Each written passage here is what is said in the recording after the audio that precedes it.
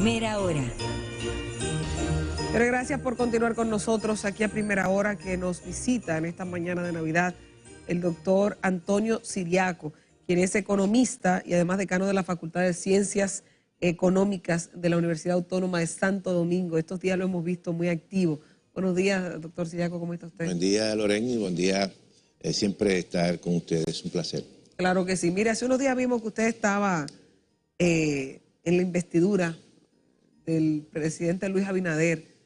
Creo que la misma Facultad de Ciencias Económicas y Sociales hizo este reconocimiento honoris causa. Correcto. Cuéntenos un poquito de esto, cómo se da el marco, cómo se selecciona. Nosotros dijimos, bueno, mira, el rector de la universidad es el papá de una persona cercana, ¿eso se merece? ¿O cómo se da esto? No, mira, la Universidad Autónoma de Santo Domingo siempre ha reconocido a aquellas personas que de una forma u otra hacen aporte a la educación superior, a la misma universidad. Por ejemplo, la universidad le dio un doctorado honoris causa al doctor Leonel Fernández y el doctor Leonel Fernández incluso está en Secretaría General porque en un momento determinado el doctor Leonel Fernández hizo importantes inversiones, aportes su gobierno a la educación superior y eso hay que reconocerlo. Uno como universidad, lo mismo está haciendo el presidente actual, abriendo centros en toda la geografía nacional, que evidentemente ya eso se venía, incluso en la misma gestión del doctor Leonel Fernández, se hicieron importantes centros y recintos, y luego entonces ahora también se ha venido expandiendo la educación superior. La educación superior en la República Dominicana, y más la Universidad Autónoma de Santo Domingo, se ha constituido durante décadas en un centro de movilidad social. O sea, muchos jóvenes de escasos recursos van allí, se hacen profesionales y luego entonces eso les permite tener un proceso de nivelación social y movilidad social. Y la educación es para eso, en cierta manera. Y entonces uno tiene que reconocer esos aportes. Si tú observas ya en las últimas décadas que el comportamiento de los jóvenes en la Universidad Autónoma de Santo Domingo, son jóvenes que van a estudiar, que quieren salir rápido, que quieren hacerse profesional para participar precisamente en todo el proceso económico y social. Muchos de ellos se van a estudiar fuera, con los programas de beca que se han establecido. Y eso es bueno para la sociedad dominicana.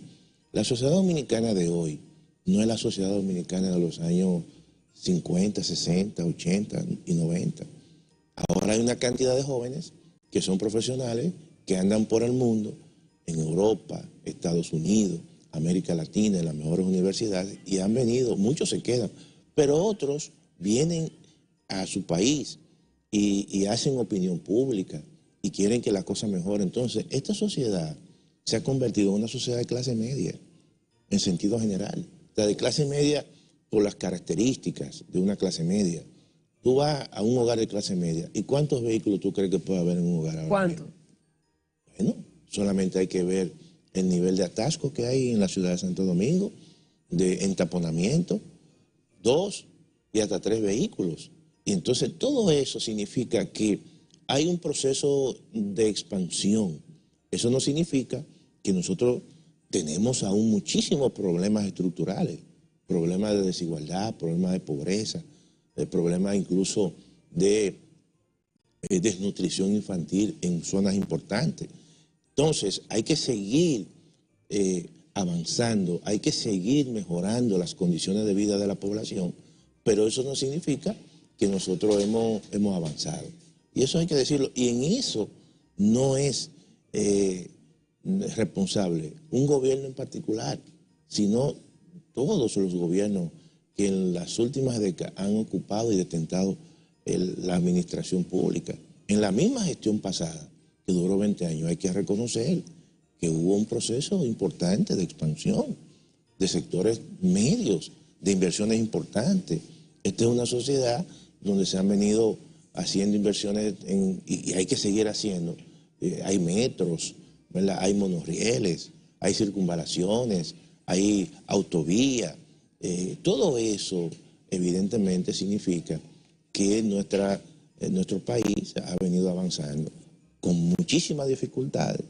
No podemos comparar ya la República Dominicana, el nivel de estabilidad política, macroeconómica, bueno, no sé, Venezuela, o no sé, tú a Perú y hay mucha inestabilidad, o el mismo Argentina, que está viviendo un proceso de ajuste importante.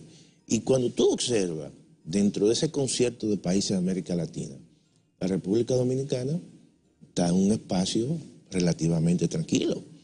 Y ha venido, y eso es importante, porque si tú no generas esos espacios de tranquilidad, en términos incluso políticos, ¿cuántos turistas vienen a la República Dominicana? ¿Cuál es el número de visitantes ya que tiene la República Dominicana? ¿Tú crees que un turista, un visitante va a un país donde hay problemas políticos? No, no va. Entonces, cada vez más, aquí están entrando más personas. Ya la República Dominicana, si tú lo ves en términos del PIB per cápita, somos la 7ª economía de América Latina, un paisito de 48.000 kilómetros cuadrados. Entonces, esos son elementos que yo creo que hay que decir de los dominicanos y las dominicanas, de la sociedad dominicana.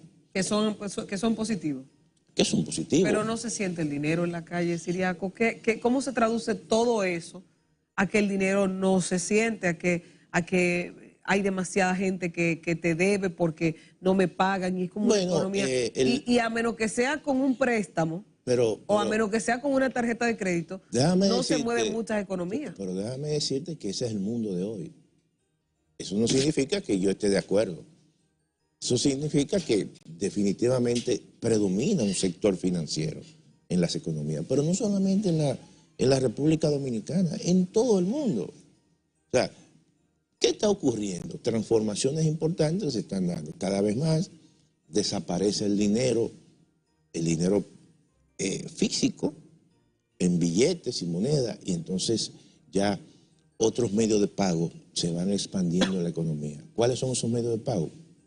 La tarjeta de crédito, el Bitcoin, los dineros, las criptomonedas. Tú decías, bueno, algo que comenzó en el 2009 y ya hoy generalmente se ha constituido en un componente importante de inversión. Aquí hay una gran cantidad de jóvenes, porque son quizás la generación Z, usan esos medios de pago también como medio de inversión. Entonces, eso es el mundo de hoy. El mundo de hoy es un mundo donde los niveles de deuda son altos. Todos los países, no estoy justificando que eso es lo correcto, pero esa es la dinámica de la economía mundial. Todos los países están endeudados. Estados Unidos, una deuda que sobrepasa el 100%. Tú vas a muchos países europeos, en el caso de España, deuda pasa el 100%. Tú vas a Argentina, la deuda altísima. O sea, el mundo, Japón, endeudado. Ese es el mundo de hoy. Y déjame decirte lo siguiente. La deuda de la República Dominicana relativamente no es un problemón como tal. Estamos hablando de un porcentaje del PIB que es un 60%. Debería ser mucho más baja. Pero esa es la dinámica de la economía mundial. Y eso en algún momento, ¿verdad? Hay que tratar de cambiar eso, porque es como una dinámica donde el sector financiero está por encima del sector real. Y es como tú dices, mira, definitivamente tú no ves la gente, pero la gente compra con una tarjeta de crédito. Los bancos te llaman a ti. Para ofrecer. Para ofrecerte. Eso es increíble. Y a cualquier persona que definitivamente el banco tenga su dirección o su teléfono, le dice, te estoy ofreciendo una tarjeta de crédito. Y ya esos requisitos que le exigían, no, tiene que tener un trabajo, no, te llaman y inmediatamente te la...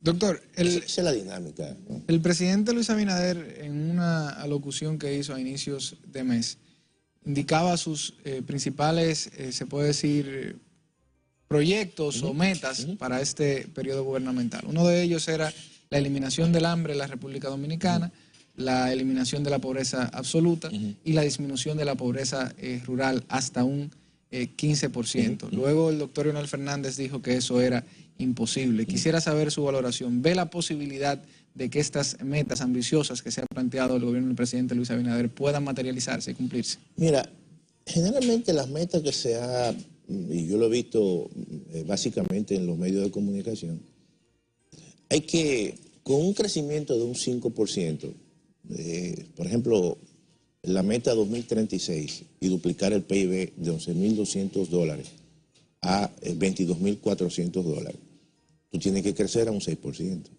O sea, el nivel de crecimiento que tenemos nosotros es muy bueno, Pero no para... pero no para llegar a eso. Entonces eso significa que tú tienes que incrementar los niveles de inversión y que la inversión extranjera en la República Dominicana también crezca mucho más. Claro, pero como una meta y que uno se trace, eso está bien.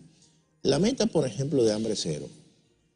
Aquí todavía nosotros tenemos problemas estructurales en términos de desnutrición infantil. Tú vas a la región Enriquillo, que es la región quizás del sur profundo, donde hay los indicadores más bajos, y todavía parece que el 11.3% de los niños sufren de algún tipo de nutrición infantil y obesidad, cuando tú lo mides por talla, peso.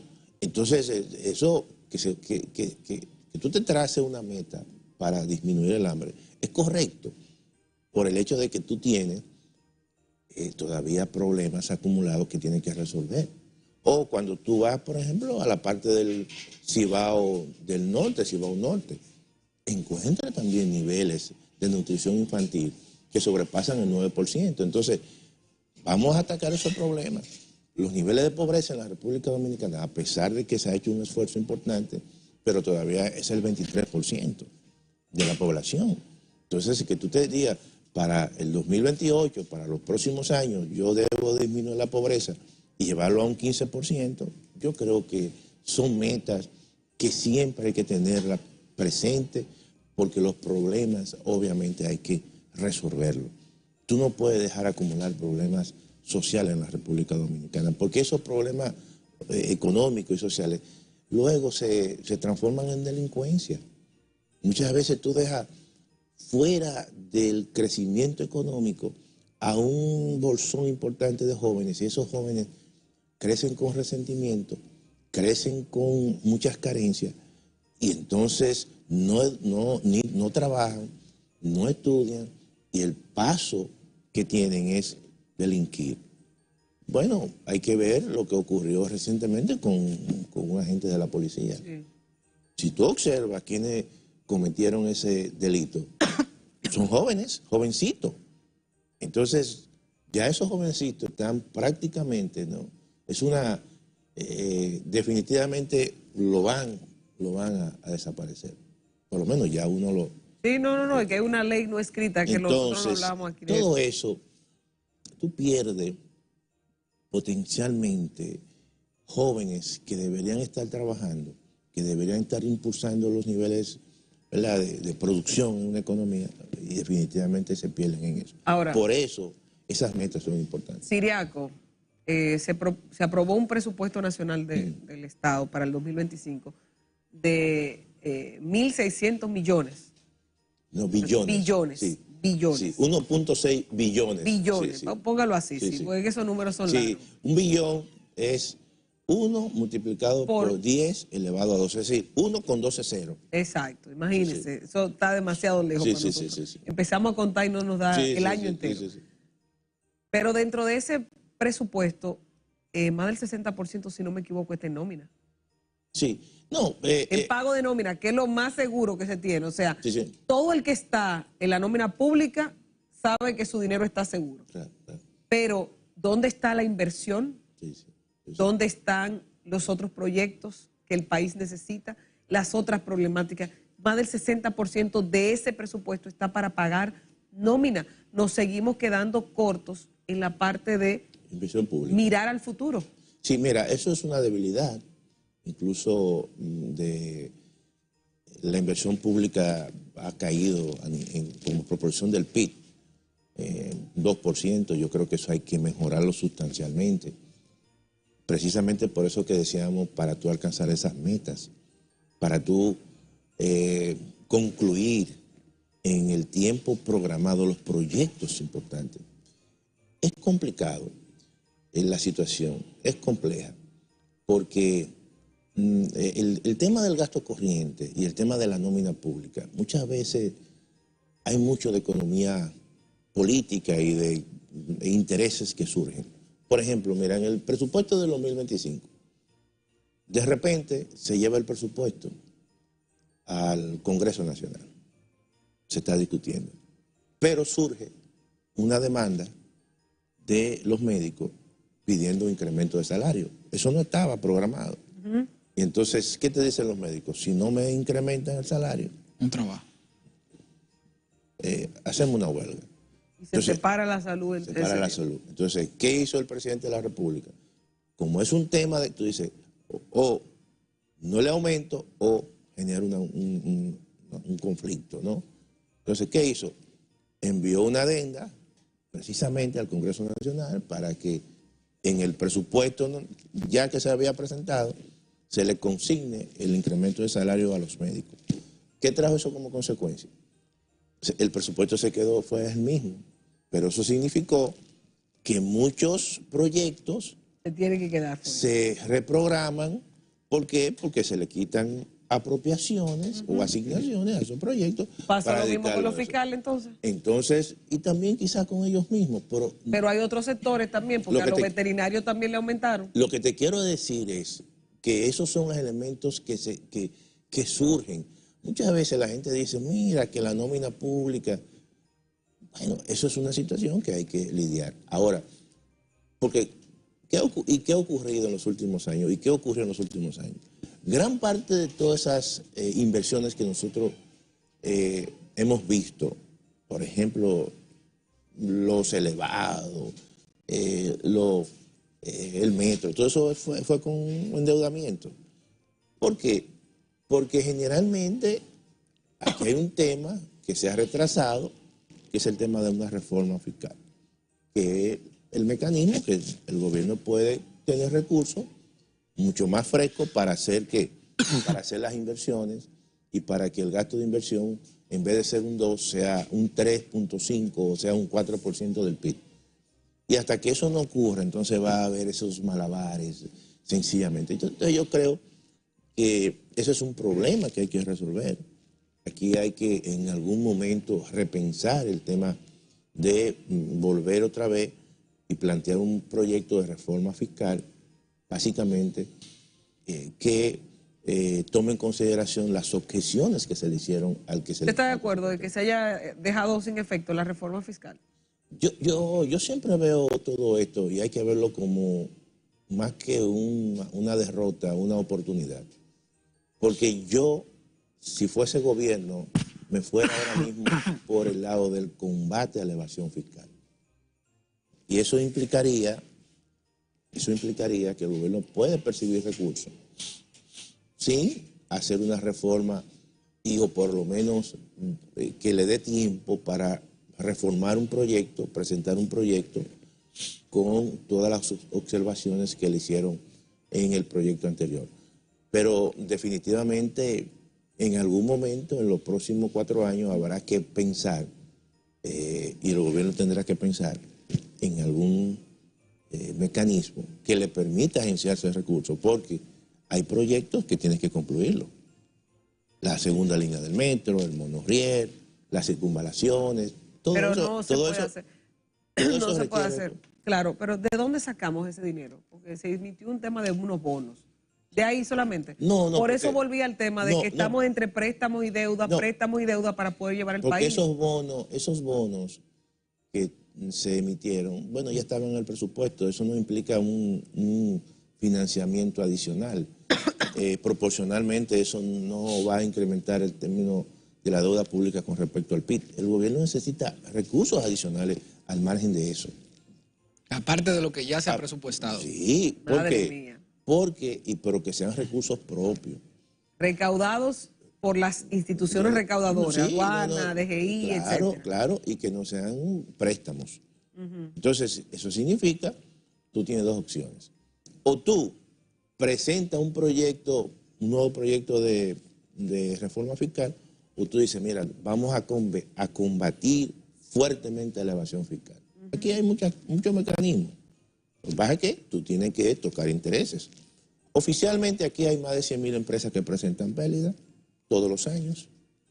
Entonces por ahí hay un mecanismo de tú explorar cómo tú puedes recaudar más. O, por ejemplo, aquí se debería cobrar o recaudar mucho más de lo que se recauda por ITEVIS, por importaciones. Entonces hay un margen que se queda afuera, que también es una evasión. Todo eso es una oportunidad que tiene el gobierno precisamente para recaudar más. Y también el tema de la racionalización del gasto público. Dice, bueno, ya comenzó con las confusiones de instituciones. Perfecto. Todos esos son espacios fiscales que el gobierno tiene que explorar si no quiere hacer una reforma fiscal, de tal manera que no quiera, imponer más cargas impositivas a la población.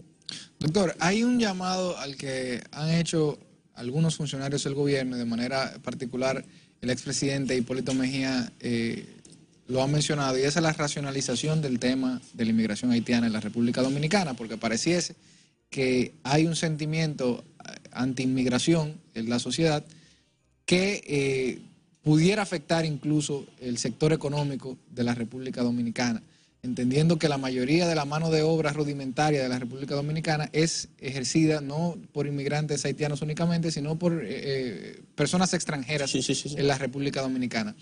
Y usted había mencionado, si no me equivoco, había hecho el planteamiento de lo que generaba la mano de obra haitiana en la República Dominicana. ¿Es quizás comparable el gasto que se tiene en temas como educación, como salud, en personas extranjeras en la República Dominicana con el valor que generan con el trabajo que realizan diariamente? Mira, en primer lugar, yo estoy de acuerdo con la posición del expresidente Hipólito Mejía.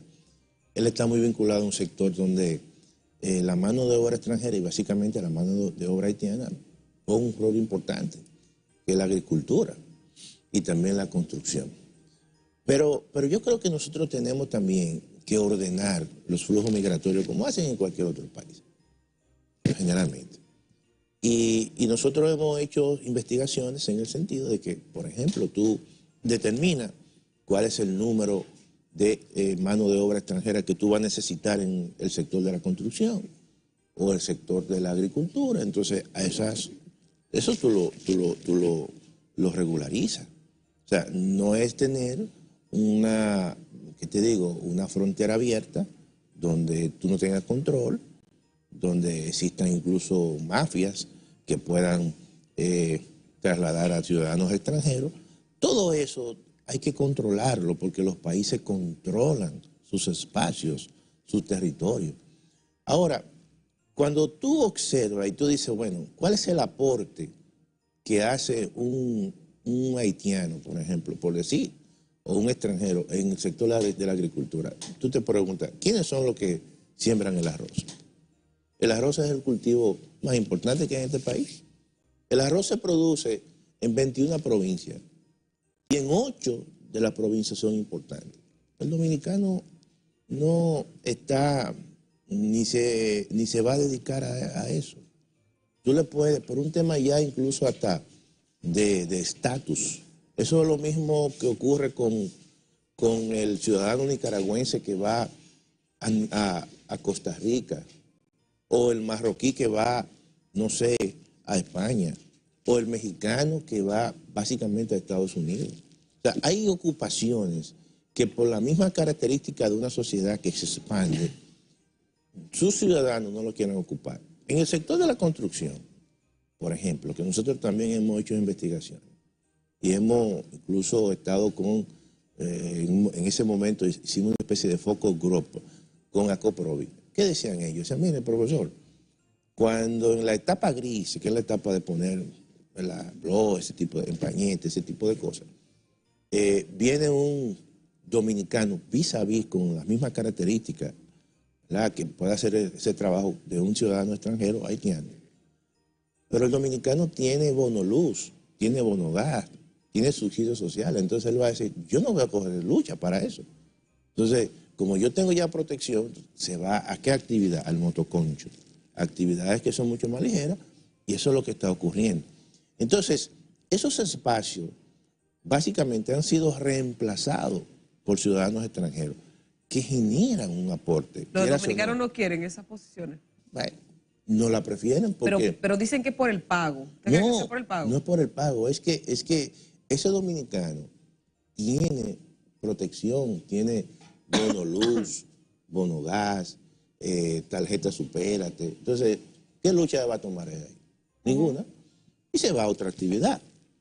Entonces, ellos generan un cierto nivel de valor agregado, porque esa producción, ¿cómo se realiza? Bueno, realiza con el empresario pone la plata, pero el trabajo lo ponen ellos, y eso genera un producto. Cuando tú cuantificas, eso representa casi el 7% del PIB. Ahora, tú dices, ¿es verdad? Ese es el lado del ingreso, de lo que ellos aportan, pero también ellos son costos, que es lo que la gente siempre ve. Dice, parturientas haitianas, todo eso tiene un coste de salud. Cuando tú analizas, que también he hecho esos cálculos, esos son 10.000 millones de pesos. Supongamos 10.000 millones de pesos. Eso no representa los 500.000 millones de pesos que puede estar aportando un ciudadano extranjero en esos sectores importantes.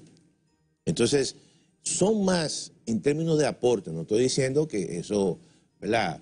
Ni justificando, pero en la práctica, como están en sectores que tienen un alto nivel de impacto en la economía, como es la construcción y como es el sector de la agricultura y otros sectores de servicios, entonces están generando más valor agregado de lo que obviamente le están costando a la sociedad dominicana en ese aspecto. Y eso está cuantificado. Siempre el tema de las migraciones son temas que generan mucha pasión. Y por eso nosotros tenemos que hablar con la información y hablar con el dato. Y por eso yo digo, tenemos que mejorar, regularizar y ordenar los flujos migratorios. Porque si no, entonces, no vamos a saber con qué contamos para tú establecer políticas públicas. Tú vas a Estados Unidos y una de las bondades que tiene Estados Unidos es el tema de que todo está cuantificado y las informaciones están ahí. Por eso te dicen, mira, hay 11 millones de indocumentados y de esos 11 millones tanto, y porque lo tienen registrado y hacen censo y te dicen cuántos dominicanos hay allí, cuántos asiáticos hay allí, cuántos mexicanos hay allí, porque te van cuantificando las cosas y eso les permite a ellos, básicamente, hacer y formular políticas públicas migratorias. Nosotros tenemos que mejorar esas estadísticas para estar especulando.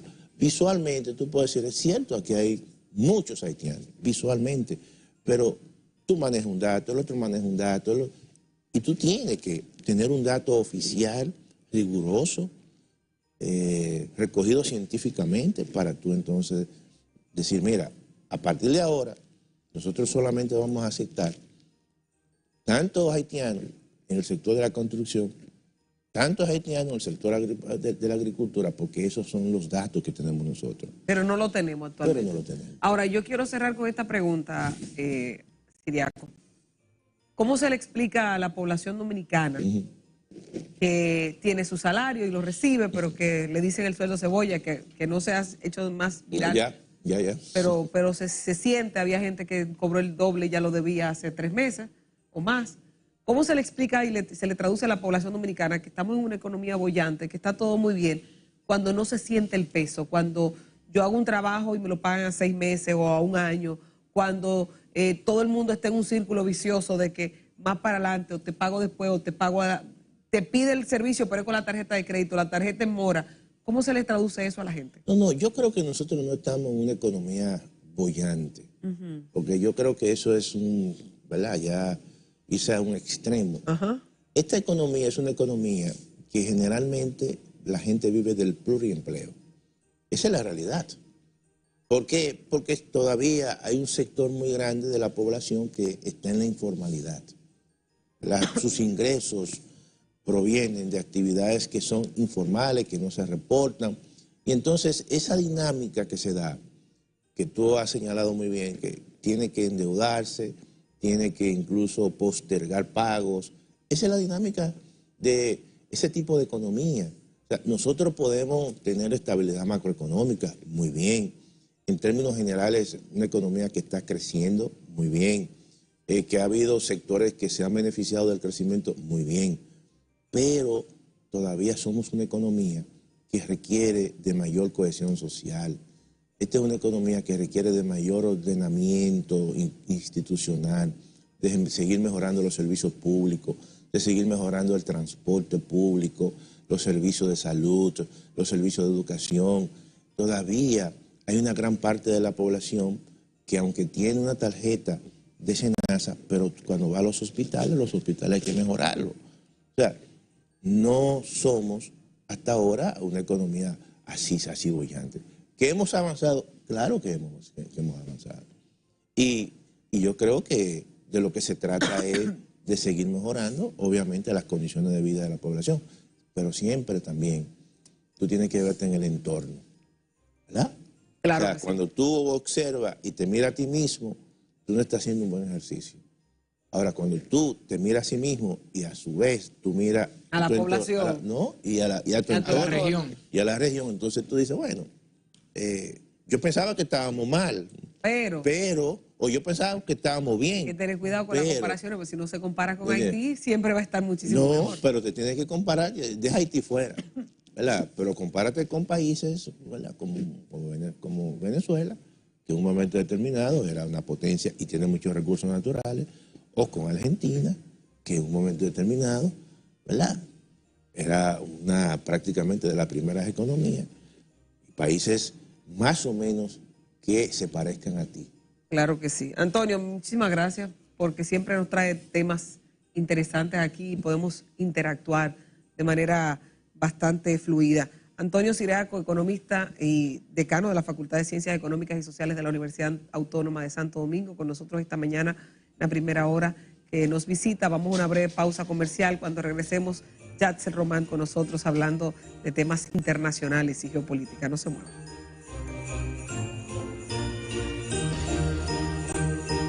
Volvemos en breve con más contenido emocionante en A Primera Hora.